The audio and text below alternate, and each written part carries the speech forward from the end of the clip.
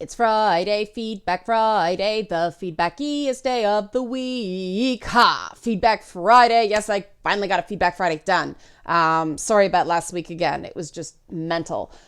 This is being pre-recorded Wednesday night because I have a show in Niagara Falls on Thursday, and then we're in Windsor on Friday. So the stuff on the college admissions scandal hasn't had enough time to cook, but there was plenty of discussion anyway. And the stuff on Captain Marvel and then Alita Battle Angel, that Alita video was so far the top viewed video of the week. And it's funny because that was kind of feedback in its own right.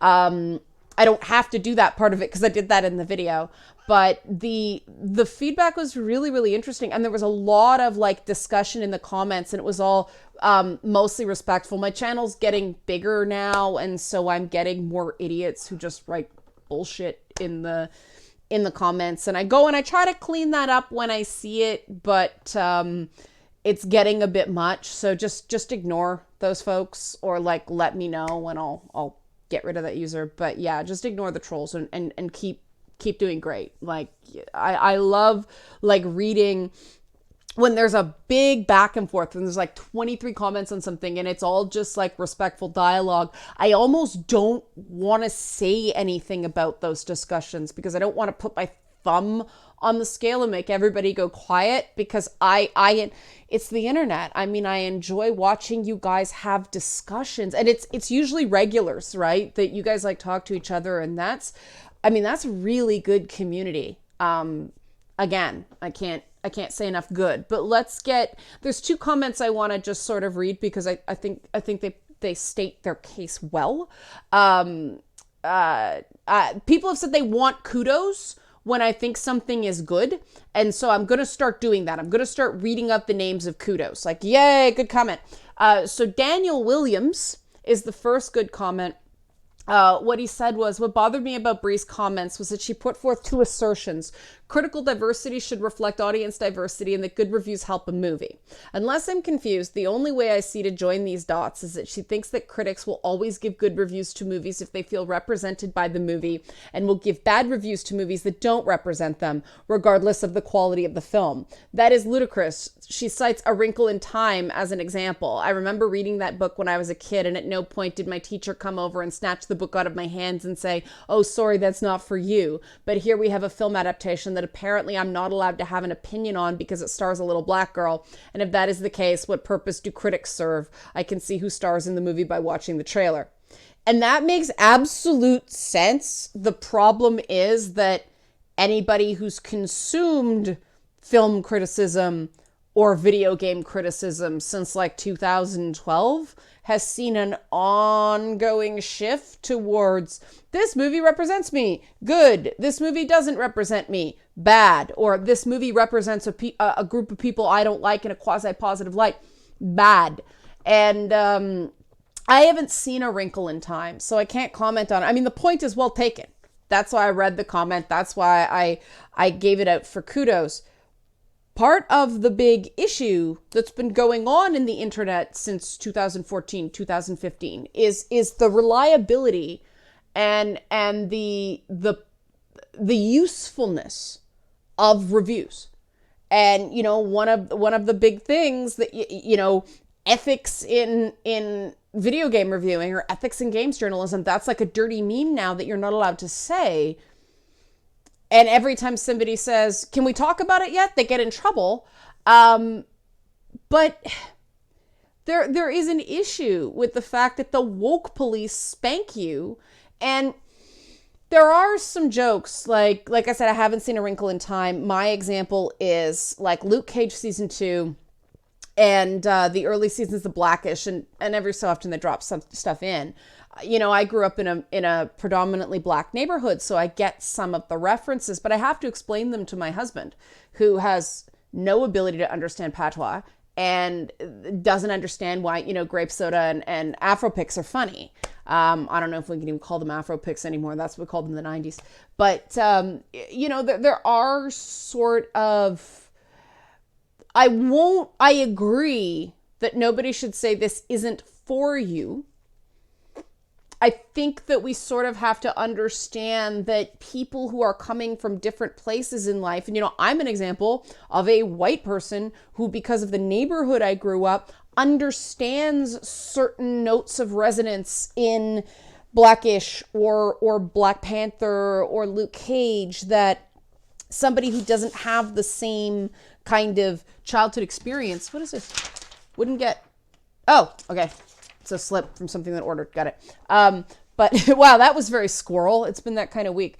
But so yeah, I just want to offer that because while I absolutely agree with the sentiment that little white boys should not be dissuaded from idolizing Black Panther or liking A Wrinkle in Time, so should we sort of understand that, the nods to, how do I put this? The lodge. I tried to say three words at the same time and they came out as lodge. The nods to the syncretic preservation of African spiritual tradition, that all came out as lodge. But that's woven through Black Panther and the Afrocentric Black identity versus the sort of lost American Black male identity that they deal with in that movie, they self-reference it quite well. Like Black Panther and Killmonger and all that stuff. Like they lay it out for you. So you kind of get it, but you don't get it in your gut the same way that you saw people struggle with identity because their traditional practices were reclassified as devil worship, or whose parents beat them because they've been grown up, they've been raised in a colonial missionary system that caused them to hate their own religion, to see it as the work of Satan, or young men who, and this is probably a universal thing, the lack of fathers and the lack of male role models and all that stuff. That's probably something that translates across race lines a lot more.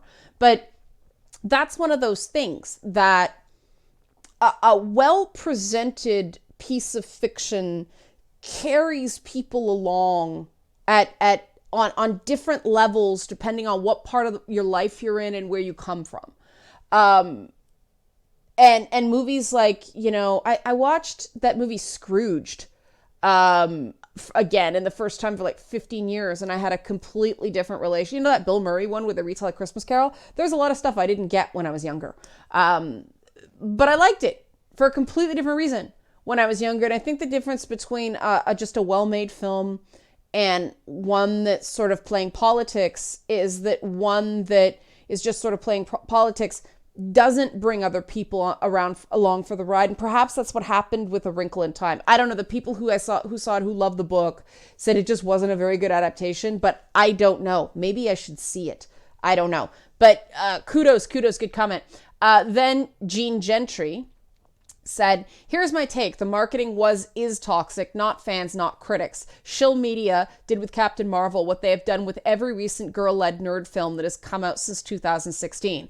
Gaslight and anger detractors, many of which had valid criticisms, concerns, such as Bree's acting, which has been panned as stiff and boring, and then weaponize that anger and say that it's just a vocal minority of toxic fans, who are always white guys, even when people who are not male and or not white speak out. White guys are still guilty somehow. It's not all that different from what Anita did with Tropes versus Women. Many in the critic crowd are not trusting how media presents the opening weekend numbers of Captain Marvel. They are not necessarily questioning the figures themselves. Many critics said that the film would do well financially. They just doubted that the film would be as impactful as it was hyped to be. The only real surprise was the domestic gross, which currently sits at 1.53 million. Sorry, 153 million, not 1.53.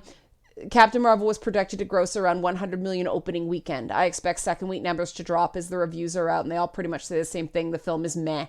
I watched the tracking. Movie tracking is a very elaborate science mixed with art. I'd put it in with trial science or something. We're not quite sure how scientific it is. Again, The point is well met, which is why wow, that sounded dated. But which is why I called Gene out for kudos. I do want film tracking. It's not just a number they pull out of midair. It's based on some focus grouping they do beforehand, advanced screenings, but then they track advanced ticket sales. And they can get a sense of what the expectations are for a film. Now, sometimes they're way off. They were way off on Lego Movie 2. And that tends to be bad for a movie. But there is a heavy amount of politics as well. Captain Marvel did exceed expectations. The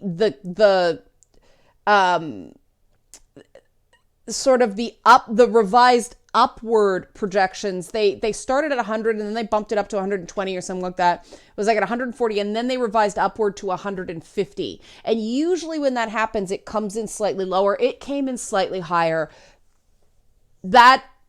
That's very good. That's very good for an opening. I do expect a huge drop-off week 2. They always have big drop-offs. Wonder Woman had a big drop-off, and that was a good movie. Drop-offs just happen second week. But is it going to be closer to 40, 50%?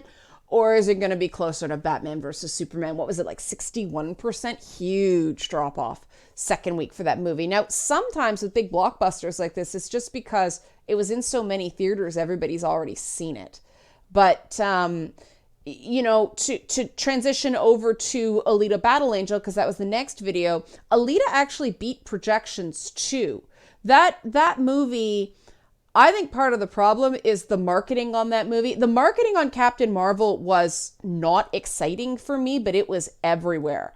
The marketing on Alita, the only thing that actually had me see it was Robert Rodriguez's name. Because me no likey James Cameron. I'm like one of the few people on the planet who really didn't like Titanic and couldn't stand Avatar. I was bored stiff through Avatar, but that movie made like so much money. And I guess it's just not my thing. I found Avatar like a 2-hour tech demo. I was so friggin' bored. But Alita I really liked. And that movie was originally supposed to come up at around Christmas, and then they moved it and they put it out in an area that's usually a dead zone. And I think Aquaman 2 really stole the box office thunder for the pre-Oscars. This is where we dump all the crap movie period. There's usually one movie, February, March, that kind of comes out and is a big, Sin City, the 300, stuff like that. Aquaman was that movie. And after that, everybody's just kind of tired. And Lego Movie 2, which I thought was very cute, there's an example of oversaturation. And I think that because young people were sort of the target for Alita, which I don't know why they did that, but that wasn't a movie for young people. I said that in the video, but I think there was just sort of an audience exhaustion going on. So I'm hoping it'll have longer legs.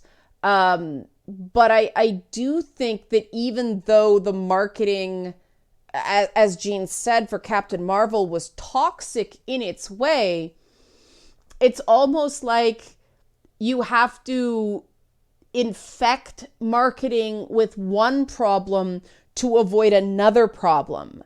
And I think part of the problem with Alita is that because it didn't have that talked up, see this movie to prove you're a good person angle, too many hot takes came out showing they were a good person at the expense of the movie. Now, the thing is, this movie has gotten a very loyal following among people who have seen it, and I'm hoping it does just well enough for a sequel, because I think the second movie will do better now that people know what it is. You know what I mean? Like it would be one of those that, remember the first Christopher Nolan Batman movie didn't do so great. Second one did awesome because that Batman movie had to air the room out after the Schumacher crap. So Dark Knight did amazing based on a movie that was good, but people didn't see it because the past two movies were not good. But Mimi Sardinia said, a video I found about Alita Battle Angel brought up the trope born sexy yesterday, which is a trope where sexy adult women is also naive and innocent, so a man has to help them. Alita starts out looking like a born sexy yesterday narrative, but within the first part of the story defies that and takes her life into her own hands. I think, going along with your theory, progressives don't like a narrative where the victim throws off her victim status and refuses to play on it. She has to stay a victim even when she has her victory. This is the thing, and again, gave Mimi a shout out by name, which means I like the comment. It just made me think of something.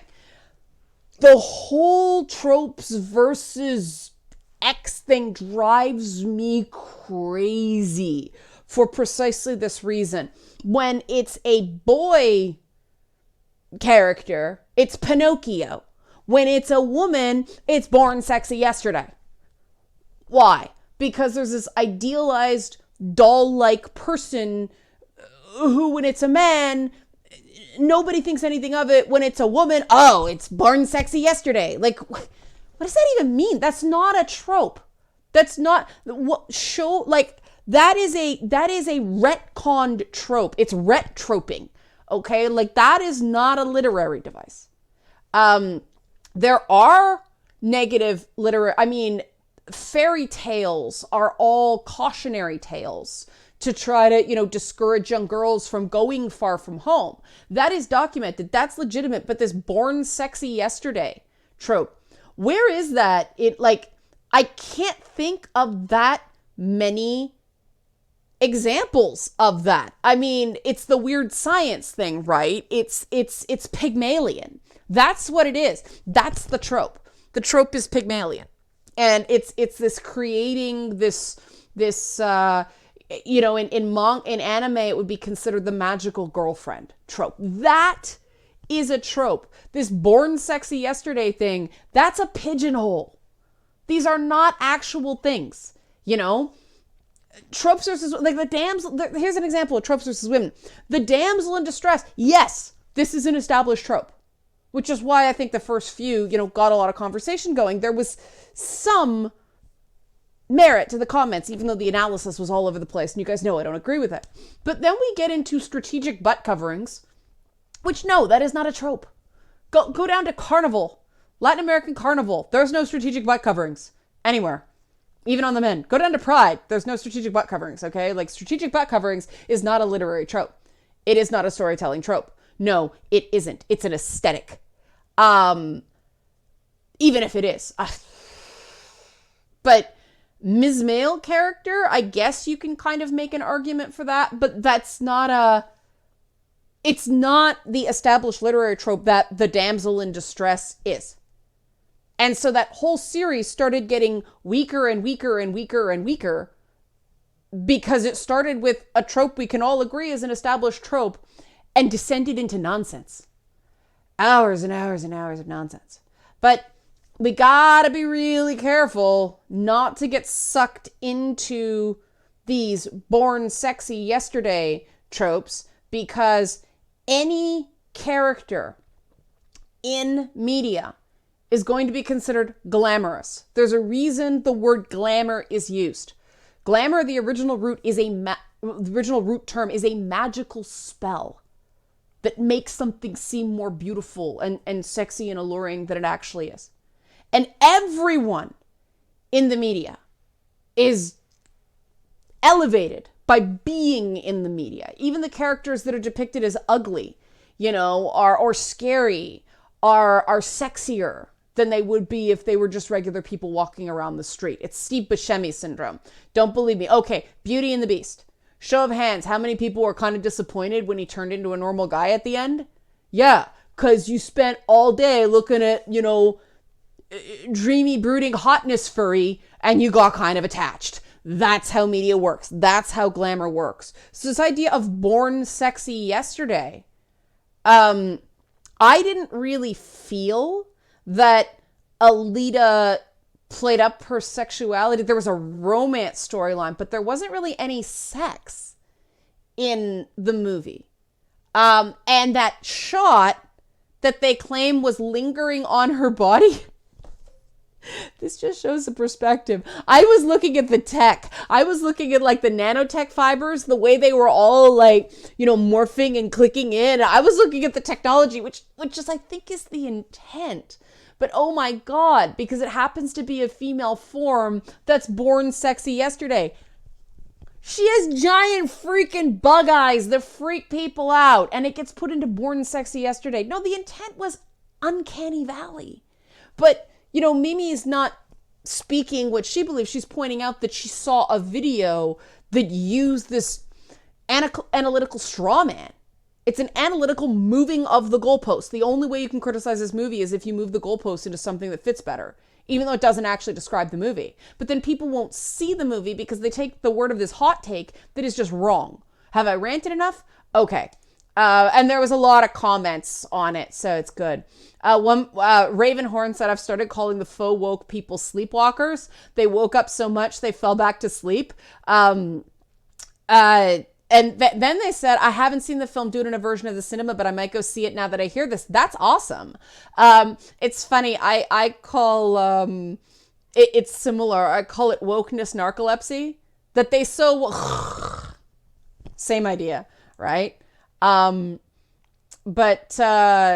another comment that I just think kind of succinctly says, Freak Kuith, I hope I pronounced that wrong, probably didn't. Perhaps I'm just being cynical, but every time I'm seeing marketing as in Captain Marvel or Ghostbusters, this is in the Alita video, I now assume it is an intentional tactic to 1, provoke a bigoted reaction from right-wing internet trolls, no matter how few. 2, blow this response out of proportion to a full-blown victim narrative. 3, dismiss reasonable criticism as part of the harassment campaign. 4, claim that the entire future of feminism depends on this movie making a lot of money. Well, I know that that's not conscious because I know that behind the scenes there's a lot of freaking out about how to market in the age of the internet. I can't deny that we see this phenomenon happening. The reason there was a lot of hand-wringing after Ghostbusters bombed because they tried to market that as a girl power movie. And that fell flat on its face. And I don't know if I've ever explained why I think why the Ghostbusters girl power angle failed. But I'm going to do it now. It worked in Captain Marvel because Captain Marvel, this is the first movie, first of his name, Captain Marvel, Carol Danvers, first of her name, to borrow from Game of Thrones. But Ghostbusters had a beloved franchise before the all-female Ghostbusters. And it wasn't just a yay girls marketing tactic. The way they marketed that movie also shit on the original in pretty profound ways. And I think that's where a lot of the backlash came from. People just got mad and they didn't know how to use their words and they got petty and they just went after the identifiable characteristic was they're all women and Leslie Jones was black. She still is, but in the movie. And I don't think that's good. I think we have to expect better from people. You cannot let your reason desert you when you're pissed off. And if it does, don't internet angry. Calm down to the point you can make a joke of it without malice and then post your comment. Do not fly into a rage and just because all the bad is going to come out and then you're going to be defined by that. And I think too many people get defined as right-wing trolls when they're just kind of angry people who are scared because don't take away my happy. That original Ghostbusters is my happy. And I think I did a thing. I was writing for The Escapist at the time and I did a thing about how the original Ghostbusters had a sort of an undercurrent the fairly new phenomenon of college educated blue collar workers because of the recession in the 80s where, you know, college professors were losing their jobs and having to go work in jobs that had them wear overalls. That was what Ghostbusters was sort of an analogy for, with cool special effects and funny. But you know, that there are feels in that, and you can't just replace the ode to the working man, because let's face it, the working classes need support right now. But you can't just replace that with girl power. You can't. And that's part of the reason I think that the cynical Ghostbusters marketing didn't work as well.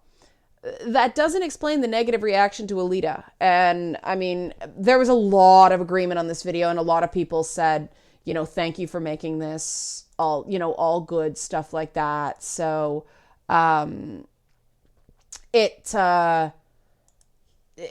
know, I'll leave it there. I just removed a comment because it wasn't very nice and it was in response to somebody else. So, but wow, somebody just went and spammed everybody with nastiness. I don't think I can remove all this stuff, but, oh, I'm doing it wrong. I always do this wrong. All right. This is, I'm getting distracted. I will fix this later. The college cheating scandal video.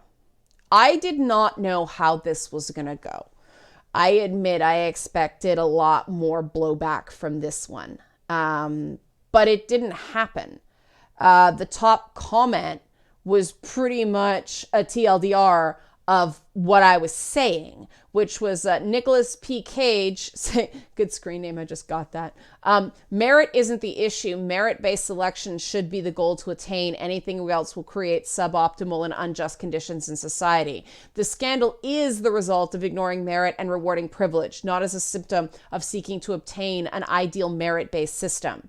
That's kind of what I was saying. I said in the video, that we all can agree on of merit. We can agree on that general concept. It's when we get more granular that it starts to become extremely complex. Another commenter said that I was claiming that I assumed that all of their students in that school are there because of either nepotism and bribery. I didn't actually say that.